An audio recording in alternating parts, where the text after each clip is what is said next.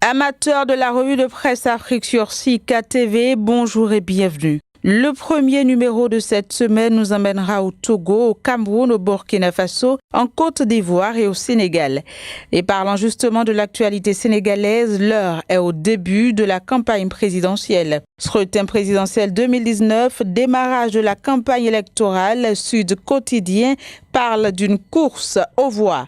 Sur le même sujet, jour 1 de la campagne électorale, démarrage en fanfare, écrit en manchette le journal Enquête. Sur le même sujet, le Témoin parle d'un démarrage sur les chapeaux de roue en première page ce jour. Au Togo, Innove Africa rend hommage à l'ancien chef d'État Yassingbe Eyadémon. Ainsi, il y a 14 ans, le père de la nation tirait sa référence, écrit en gros titre, le journal Innove Africa. Un hommage que l'on retrouve également en première page de Vision d'Afrique ce lundi.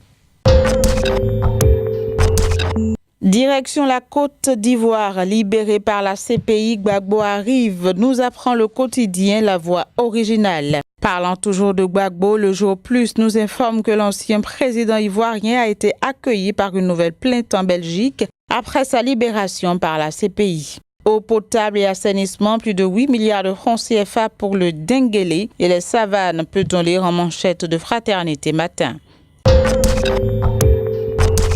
Drame de Yirgou au Burkina Faso, le journal Le Pays fait la liste de 210 personnes tuées. Sur le même sujet, le quotidien nous apprend que 1 mois après le drame, aucune arrestation n'est enregistrée à ce jour.